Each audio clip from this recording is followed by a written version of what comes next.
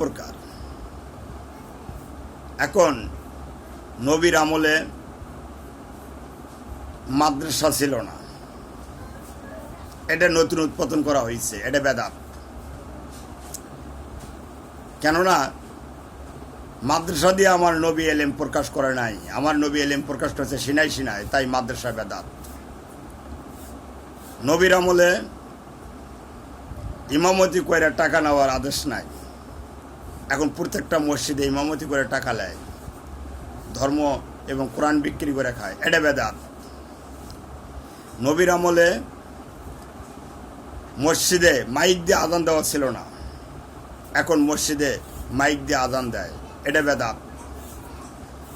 এখন নবীর আমলে পাকা কোনো মসজিদ ছিল না, ইটা বালু সিমেন্ট দিয়ে কোনো মসজিদ ছিল না, এখন ইটা বালু সিমেন্ট দিয়ে টাইলস করে মসজিদ বানানো হয়েছে, এটা বেদাত। নবীর আমলে মসজিদ করে এসি ছিল না,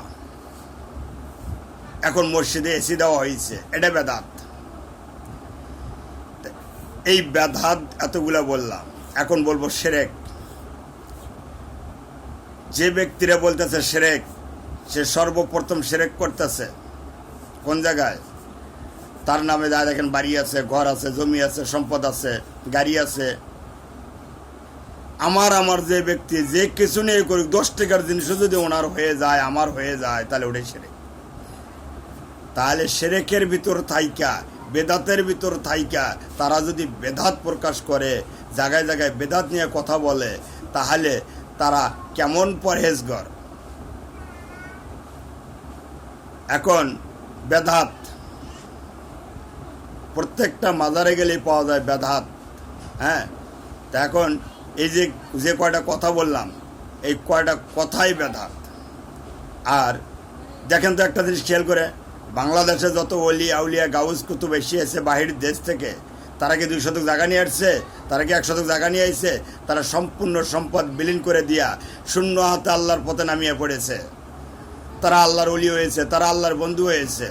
কিন্তু আজকে যারা বলতেছে যে মাজারে সেরজা দিলে বেদাত, হ্যাঁ, মাজারে দোয়া খায়ের করলে বেদাত, কিন্তু তারা যে কেমন আল্লাহ, তাদের নামে লাখ লাখ টাকা ব্যাংক ব্যালেন্স, তাদের নামে জমি জমা, তাদের নামে গাড়ি বাড়ি, তারা কি শিরক করে না? এটা কি শিরক না? তারা যে নতুন কিছু উৎপাদন করতে যায়, এটা কি বেদাত না? ও তাদের চিন্তাধারা হলো, তুমি 5 ওয়াক্ত নামাজ পড়ো আর কোনো একটা ব্যবসা করো আর একটা বিয়ে করো, বাড়ি করো, গাড়ি করো, এটা তাদের জন্য সুবিধা, আর এটা করলেই তুমি বেহেশতে যেতে পারবা। আরে বেকুবগণ, তুমি যে মসজিদকে সম্মান করো, এই মসজিদ নকল। এই মাজাদি মসজিদে আল্লাহ থাকে না। আল্লাহকে খুঁজতে গেলে অলিয়া উলিয়াদের অন্তর্বিহীন যে স্থান কুলুবিন মুমিন আরশে আল্লাহ, সেখানেই খুঁজতে হয়। যে বেকুবেরা এই ধরনের কথা বলতেছে, এই বেকুবদের জন্য কি বলবো, বলার তো কিছু নাই। মূর্খ, গর্দভ, তারা বেদাত